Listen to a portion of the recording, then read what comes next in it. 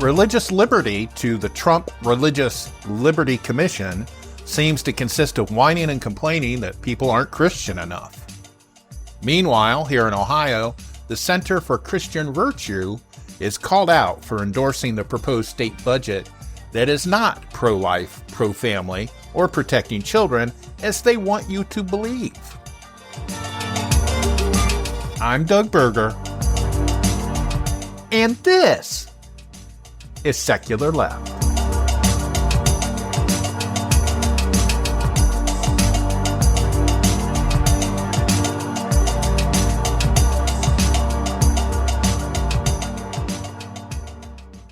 On Monday, June 16th, the first Religious Liberty Commission had their first meeting, their opening meeting in Washington, D.C. The Religious Liberty Commission is a committee put together by President Trump and the Justice Department to root out, or their plans, part of their plans to root out anti-Christian bias in the country. And so, of course, we know that they're going to use it to flog Christian nationalism and denigrate anybody that is not Christian or doesn't believe in Jesus, etc. And that's pretty much what happened in the first meeting. The executive director of the AHA, American Humanist Association, Fish Stark, he posted some reactions in a TikTok video or a short video, and also Rachel Lazar from Americans United also attended. And believe it or not, they actually had it online, and it is available on YouTube. So you can watch it at your leisure. But before, I wanted to play a couple of the clips of Fish and Rachel's comments. I want to tell you a little bit about the members of the committee. And it's not like they had a website that I could look all this stuff up. This is stuff I had to come up with. The chair of this committee is Texas Lieutenant Governor Dan Patrick, and we know all about Texas. Vice chair of the committee is Dr. Ben Carson. He's the failed presidential candidate. He's also very extremely conservative and a Christian nationalist. Then we have Bishop Robert Barron, and I don't have too much information on him yet. Next, we have Carrie Prejean Bowler. She is a former fired beauty queen from California who was fired after making some anti-LGBTQ statement during the pageant in 2009. And what is kind of ironic about Carrie is President Trump appointed her to this committee, but in 2009, he is the one that fired her from the pageant, because at the time he owned the Miss USA pageant. And I think he still does. It says, the pageant said owner Donald Trump, who had stood by Prejean, 22, despite the uproar over her same-sex marriage remarks and racy photos, backed her dismissal. She was also had supposedly posed topless when she was 17, and those pictures got out. And then they have a quote from Trump. I told Carrie she needed to get back to work and honor her contract with the Miss California USA organization, and I gave her the opportunity to do so, Trump said in the statement. Unfortunately, it just doesn't look like that's going to happen, and I offered Keith, who's the director of the pageant at the time, my full support in making this decision. He said, Carrie is a beautiful young woman, and I wish her well as she pursues other interests. 15 years later, he appoints her to the Religious Liberty Commission because she decided to play the religious persecution card. Next on the dais is Dr. Ryan Anderson. He's a conservative Catholic who is known for writing a book that, quote, exposes the contrast between the media's sunny depiction of gender fluidity and the often sad reality of living with gender dysphoria, unquote. It's called When Harry Becomes Sally is the name of the book. It's an anti-trans book. And ironically, Dr. Ryan Anderson is not a biologist. He's not a geneticist. He is not a child psychologist. His PhD is in political philosophy. And he also spent time at the Heritage Foundation. So, that's just common thing that these transphobes tend not to be scientists. And then we have on the list Kelly Shackelford, the chief executive officer of First Liberty Institute. And that's the Christian nationalist lawyer group that sues people all the time to get special privileges for the religious. I believe they were the lawyer outfit that did the coach praying case in the Supreme Court. And they also, locally here in Northwest Ohio, they are the ones that were supporting the pastor in Bryan who was getting in trouble for housing homeless people in a building outside the zoning ordinances. Then next on the list is somebody that Lieutenant Governor Patrick said needed little introduction, Dr. Phil. Yes, the TV doctor, who is not even a real doctor. He does not have a license. And even when he was licensed to practice as a doctor, it was in psychology. It wasn't in religious liberty. It wasn't in philosophy. It wasn't in biology or anything like that. So he keeps calling himself a doctor, but he's not really a doctor. And then next on the list is Paula White, the televangelist scammer who is friends with Trump and heads up his, quote, faith, unquote, office in the White House.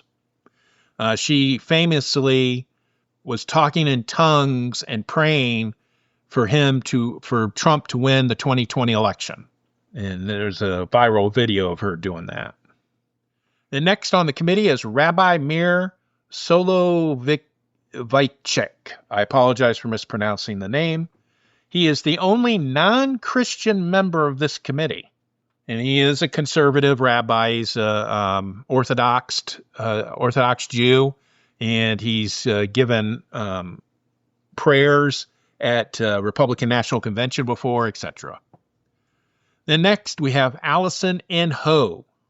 She is a lawyer from Texas who has strong connections with First Liberty in the past, even though she works for a law firm called Gibson Dunn in Dallas, Texas. Next are three names of members of the committee that were not at this first meeting because they were traveling.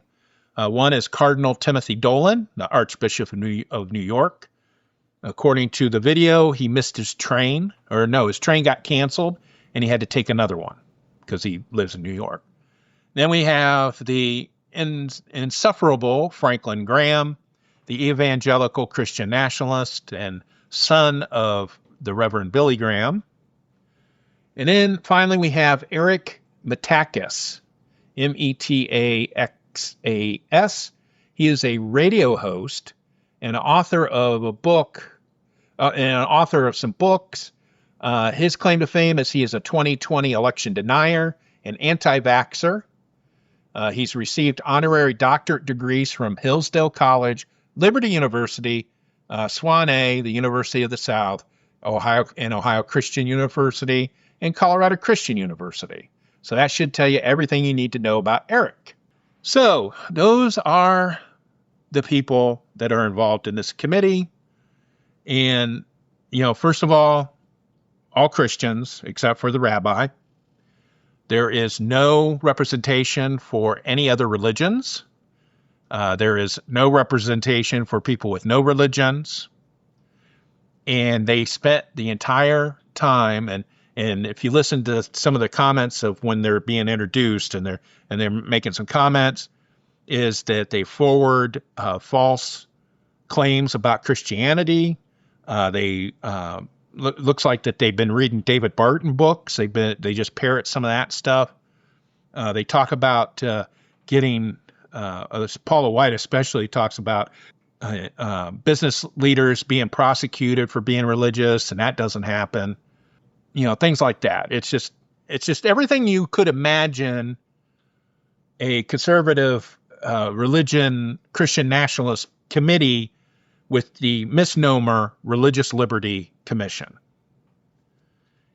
The other thing too was the meeting took place at the National Bible Museum, which was opened and populated by the owners of Hobby Lobby. So this is totally off the rails. And so what I wanted to do is I wanted to play a couple clips. I wanted to play a clip from Fish Stark, who's the executive director of American Humanist Association, and from Rachel Lazar, who is the president of Americans United. And they're giving their impressions about this first Religious Liberty Commission meeting. And they pretty much have the same take.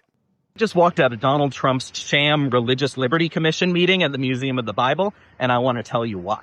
This so-called Religious Liberty Commission includes 9 right-wing Christian nationalists, 1 right-wing rabbi, no representation from any of the 30% of Americans who are non-religious, but they did somehow find a place for Dr. Phil.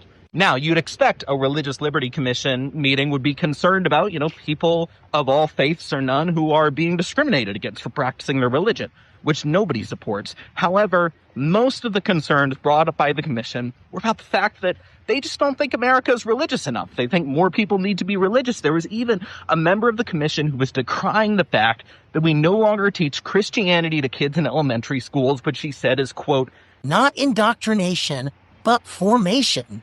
There was another panelist who talked about kicking in the rotten door that keeps religion out of the public square, and another one who talked about the importance of more religious organizations providing social services rather than the government. Dr. Phil said it best. We are in an all-out culture war, and none of us can afford to be non-combatants. Their side wants to force more religion on Americans and create an America where non-religious people are second-class citizens. We believe in the original dream of the founders. As Jefferson expressed it, the ideas of men are not the object of civil government, nor under its jurisdiction. We're going to keep standing strong against Trump's fight to destroy religious liberty in America for all of us, and we need your help. I'm standing out in front of the Bible Museum, just went to Trump's first Religious Liberty Commission meeting, wearing my American flag and Americans United pins because they go together. I wanted to talk about what I heard. I heard 3 Christian nationalist myths already this morning. The first is that we're a Christian country. There was an initial prayer that was in the name of Jesus. There was a woman actually who said, it is our duty to prefer Christians as rulers. Let me repeat that. It is our duty to prefer Christians as rulers. Really horrifying. The second myth that's still very alive with this commission is the idea that our freedom and our rights come from God. It puts religion over the Constitution. If our rights and our freedom come from God, then God gets to dictate everything. The third myth was that there is an attack on religious liberty in this country. But we know that that's not true. Everybody is free in this country to bring their faith and their religion to the public square. But what you can't do is impose or favor one set of religious views over others as the government. That's why Americans United is so important. Things will change, but we've got to work hard. And again, that was the first segment was Fish Stark, and the second one was Rachel Lazar from Americans United for Separation of Church and State. And she is correct. She is correct. It doesn't matter, like Jefferson said, it doesn't pick my pocket what religion you are. But if you try to force your religion on me, then there's a problem. And that's basically what they want to do. They term it as being religious liberty. Religious liberty to the Christian nationalists is that they're able to impose their religious beliefs on you, no matter what your beliefs are, even if you disagree, because it's their religious beliefs and they're going to use the power of the state to impose them on you. Most people disagree with that, and they shouldn't be able to do that, and that's what they're working on. And when they try to frame it like Christianity is being persecuted in this country, it's so far from the truth, it's not even funny. We had just this week, the religious conservatives in the Ohio state legislature just introduced a bill that would outlaw abortion and IVF treatments and some contraceptions. And they're trying to give fetuses personhood. There is no rational, scientific, secular reason for that bill to exist. The only reason why that bill exists is to placate somebody's warped religious beliefs. Because it's the religious conservatives that believe that fetuses are people and that abortion is murder. Murder is a legal term, and it's defined in the criminal code. It is not a religious term, but they're turning it into a religious term. And it's just as ironic that some of the same people that want to prevent women from getting abortions and having reproductive choice are the same people who don't mind the genocide going on in Palestine, who don't mind the bombing going on in Iran, and they cheer that stuff because that plays into their Christian nationalism. The whole thing about the prophecies, the end of days thing, that plays into all of that. That's why they're happy about stuff like that. So I just wanted to mention that so-called Religious Liberty Commission. Supposedly they're going to meet again in September. We will see if they do, in fact, meet again in September. And like I said, I wanted to also inform you on who was on the committee so you know what the tone and the direction is. For more information about any of the topics covered in this episode, check out our show notes at secularleft.us.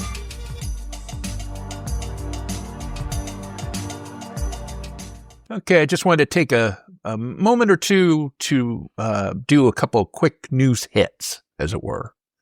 The first one is that the week that I am recording this episode, a Franklin County court here in Ohio ruled that the voucher program that the Christian nationalists in the state legislature instituted, called Ed Choice, they ruled that it was unconstitutional.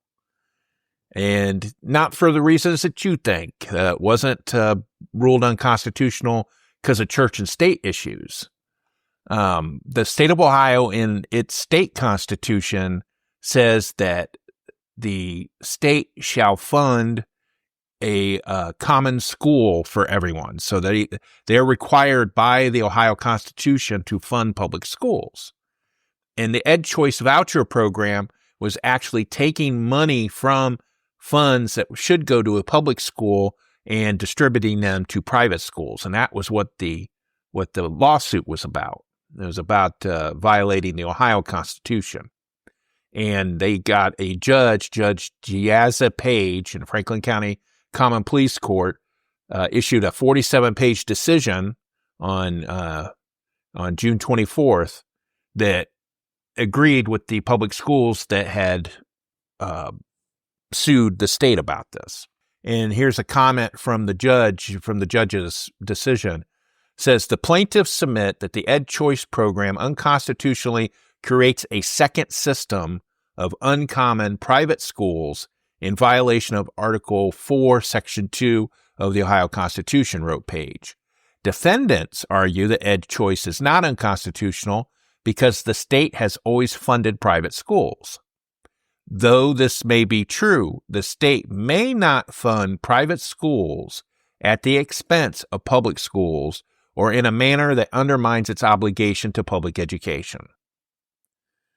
And so that was a very good decision, because that's exactly how I've always imagined that this voucher program operates. Is it takes money from public schools that should be going to public schools. If they want to create a fund to fund private schools that are separate from public school funds, great, but they haven't been doing that, and they've been doing more so recently. Up until this point, almost $1 billion has been shunted over to private schools. And in the proposed state budget that's still being discussed this week, they want to cut $500 million from public schools. So I think that's wrong. And in this case, the court agreed that the Ohio's voucher program was unconstitutional. Now, we know that the Christian nationalists and the other conservatives are going to fight this tooth and nail. So this was just the first round. And that's what a member of the Vouchers Hurt Ohio lawsuit said in a statement. It says, "We've always known that the Vouchers Hurt Ohio lawsuit will be a match of 3 rounds, and today we won round 1, said Dan Heinz, a member of the Cleveland Heights University Board of Education. That district was one of the first to join Vouchers Hurt Ohio and is among the lead plaintiffs in the lawsuit. So the next step is the state's going to appeal, obviously, to the 10th District Court of Appeals. Then it goes to the Ohio Supreme Court. And yes, the Ohio Supreme Court is dominated by Republicans, but the lawsuit people, they're not worried about the high court tossing the case because it should be pretty obvious what the language in the Constitution says, and it is. And so that's a good thing.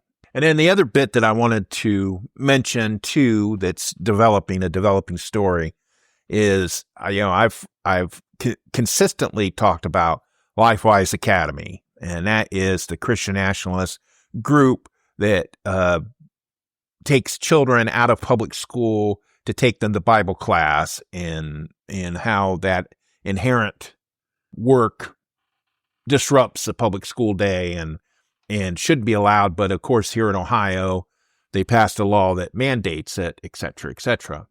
Well, it seems that, like most employers, LifeWise has an issue with an employee that blew the whistle on them for, I think it was labor shenanigans.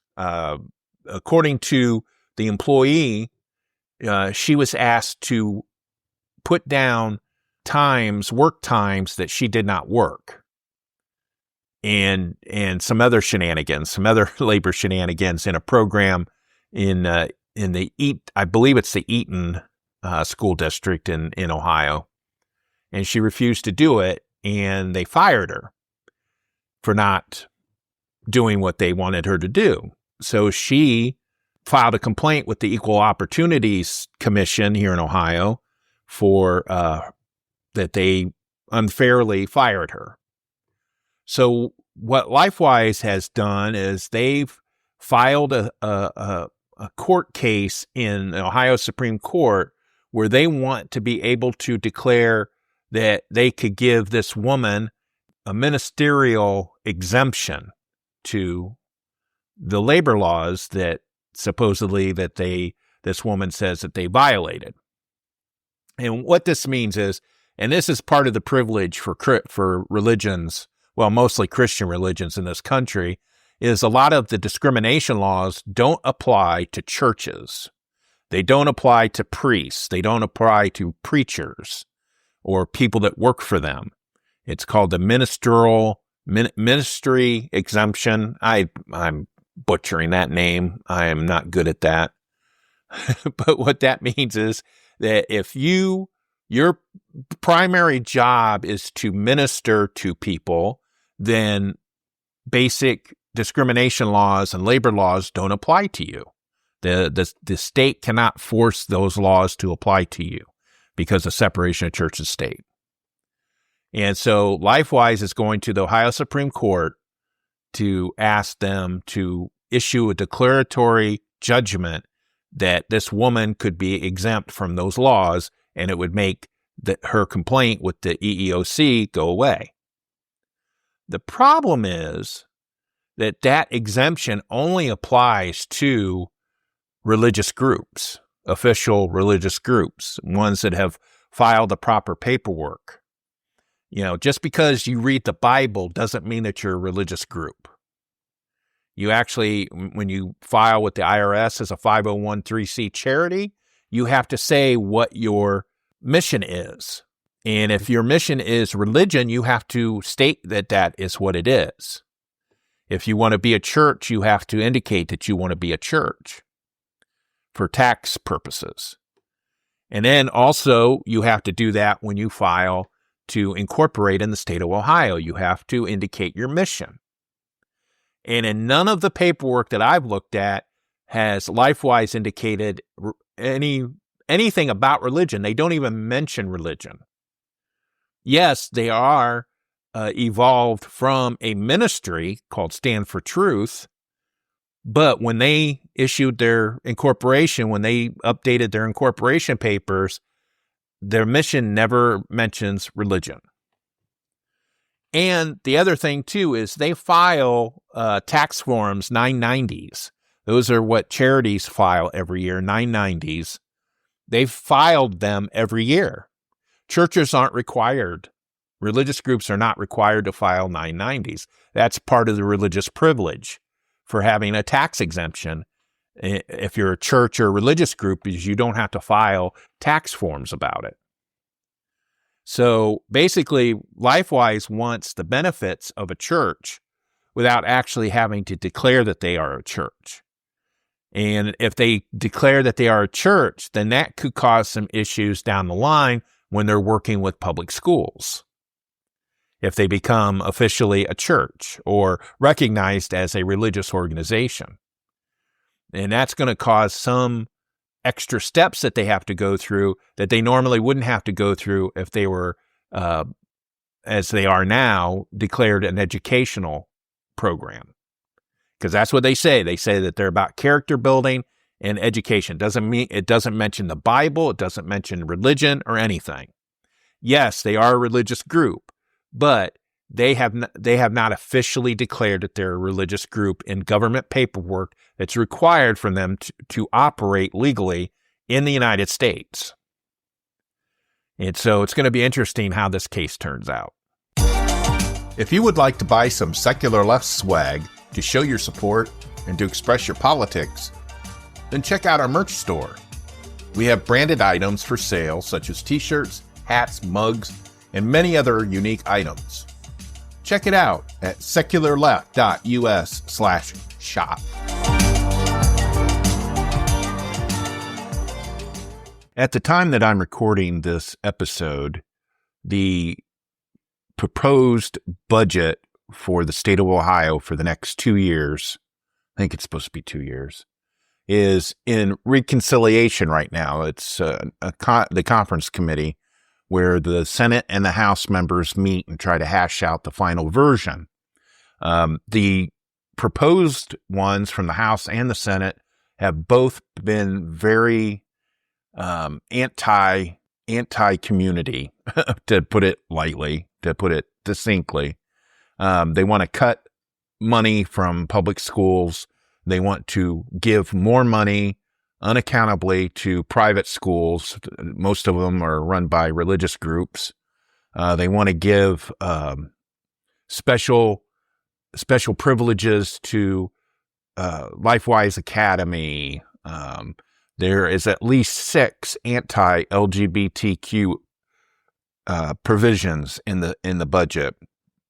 Not to mention the fact that they shouldn't be using the budget to take away people's rights or to deal with what are so-called culture war issues like LGBT issues and transgender issues and things like that. But that's what these religious conservatives in the State House do, is they put their little religious stuff in the bill. And it's pretty obvious that it is not pro-family. It's not protecting children, and things like that. So over at the Ohio Capital Journal, which is a independent news site here in Ohio, it's very good. You should check it out, Ohio Capital Journal. There is a columnist by the name of Mary Lou Johannick. And for those in the Toledo area, you should remember that name. She used to be an anchor at one of the local TV stations years ago, probably a decade ago. Now she writes columns for the Ohio Capital Journal. And she had a commentary that was published on June 17th that talks about how Christian or not Christian the proposed Ohio budget is. And the title of her essay is "Christian Lobbyists Embrace Ohio Republican Budget That Guts Programs to Help the Poor and Hungry." And then it's subtitled, "A Budget That Takes Resources Away from Hardworking Ohio Families to Give Handouts to the Rich is Not Pro-Family, Pro-Life, or Pro-Children." And so that alone intrigued me to read it. Basically what it is she's calling out our buddies over at the Center for Christian Virtue. These are the people that have been the direct pipeline for the gender-affirming care ban, the anti-abortion stuff, the attacks on trans people. She starts out in her essay, she says, Ohio's largest religious right lobby and permanent fixture at the Ohio State House spewed that bunk on a biblical scale in a recent online takeaway of the Ohio Senate budget passed last week. And she quotes from what they said. "This is the most pro-family, pro-parent budget we've seen in years," gushed a lobbyist with the Center for Christian Virtue about a budget draft that dishes up unholy hell and hardship for countless Ohio families. It's like, Mary Lou, tell us how you really feel.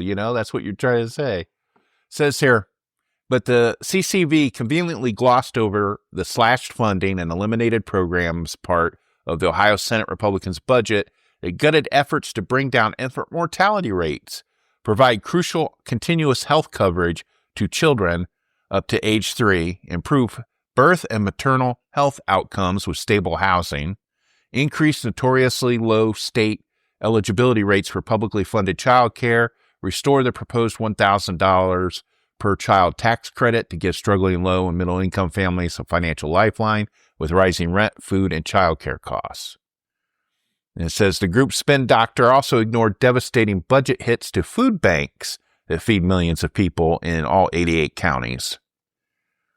It said that the operating budget before Senate and House negotiators would set food bank funding back to 2019 levels, or 23% less than what was spent this year, in a state where nearly 1 in 3 Ohioans qualify for help. And it said neither proposals are fully funding public schools, especially those in high poverty, low performing districts. Senate Republican budget version not only shortchanges the education of young Ohioans, it also puts them at greater personal risk with inexplicable cuts in funding for overdose prevention, lead abatement programs, pediatric cancer research, and a clean water initiative successfully improving community drinking water. So then Mary Lou gets into the crux of why the Center for Christian Virtue loves this budget. And this is the real reason why they were gushing about it. It says, but when the Center for Christian Virtue, once designated as a hate group by the Southern Poverty Law Center, and I would say they're still a hate group, boasted that the Senate budget protects children, in quotes, it didn't mean from genuine threats such as drug addiction, lead poisoning, or malnutrition, but from, quote, ideological agendas, unquote, that don't align with the ideological extremes of the religious right. And then they quote from CCV's policy director. They said, from safeguarding children from obscene content in libraries to affirming the biological reality of male and female to empowering families, the Senate-approved budget puts parents back in the driver's seat, protects children from harmful agendas, and affirms foundational truths that should have never been up for debate. Top of this list of the so-called family-affirming budget provisions was the regressive and expensive flat tax proposal that would increase income inequality. Also, she points out that the budget includes more money for pregnancy resource centers. These are the fake pregnancy centers that are trying to manipulate women out of getting abortions. I don't think a lot of people know that these pregnancy resource centers get millions of Ohio tax dollars every year, and the proposed budget wants to give them more. And then finally, she ends her essay. She says, the Center for Christian Virtues embraced legislation that is not pro-family, pro-life, or pro-children in any merciful sense, but is ideologically compatible with its right-wing agenda. So high fives all around, right? no matter who gets hurt. And she pegs it. She pegs CCV pretty much. And I did also want to mention too that as I'm recording this episode, the United States Supreme Court finally chimed in on a court case involving Tennessee's ban on gender-affirming care, and the U.S. Supreme Court ruled 6-3 that Tennessee's law is not discriminatory against trans people. And you'll probably laugh, maybe hysterically laugh, about the reasons that they pulled out of their butts to make that determination for the majority. Their determination, this is Chief Justice John Roberts wrote the majority opinion, said that because puberty blockers and other treatments for gender dysphoria is available to children that are not trans kids, that are not getting treated for gender dysphoria, it's not discrimination. Check out Buckeye Flame. They have good coverage on this. All the major LGBT rights groups here in Ohio put out a statement condemning the ruling. And also read the dissent that was put in by some of the liberal justices. One of the comments that I saw that one of the justices made was that, and I think this might have happened during the oral arguments when they were hearing it, that Tennessee and the states that support gender-affirming care bans were making the same argument that they used to make when the states were trying to keep their anti-interracial marriage laws intact. They're saying, well, we're not banning marriage at all. People of the same race can get married. So this law that prevents black and white people from getting intermarried is not discriminatory. That's the kind of twisting that they do to try to justify their discrimination. There is currently a court case in Ohio over Ohio's gender-affirming care ban, House Bill 68 from a couple sessions ago. The Supreme Court decision in the Tennessee case is different to the Ohio case in a certain way. Ohio's the lawsuit that ACLU filed in Ohio is challenging the Ohio ban based on the freedom of medical treatment constitutional amendment that was passed back in 2012 to spite Obamacare. That's when the right-wingers got together and passed this constitutional amendment that said that people could get medical treatment, that the state couldn't interfere at all. So that is what the ACLU in Ohio is challenging Ohio's ban on.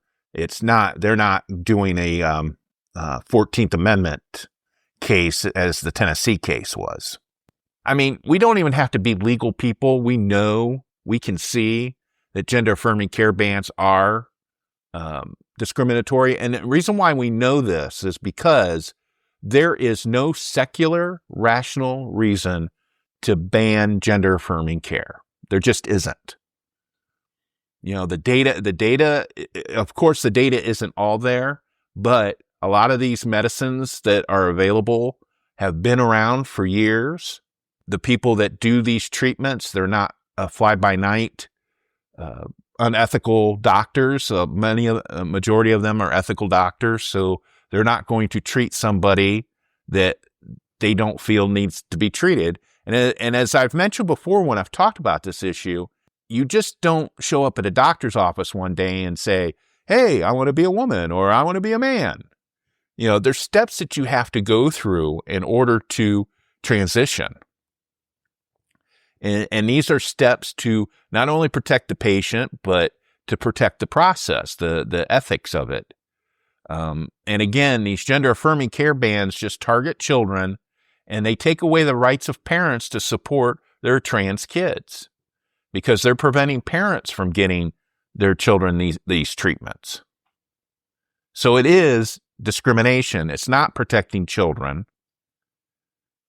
What it's doing is it's protecting the straight, heteronormative supremacy in the country by picking on the smallest marginal group that they believe doesn't have the power to hit back.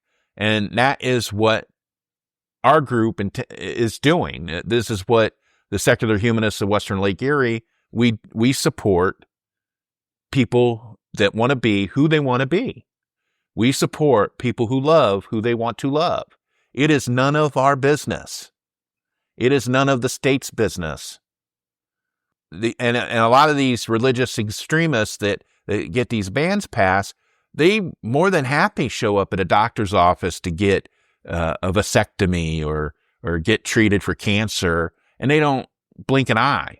And this is what they're banning. They're banning medical treatment for a particular condition that people struggle with and need help with for no other reason than religious bigotry, because it fits in with their religious extremist views. Thank you for listening to this episode. You can check out more information, including links to sources used, in our show notes on our website at secularleft.us. Secular Left is hosted, written, and produced by Doug Berger, and he is solely responsible for the content. Send us your comments, either using the contact form on the website or by sending us a note at comments@secularleft.us. Our theme music is Dank and Nasty, composed using Amplify Studio. See you next time.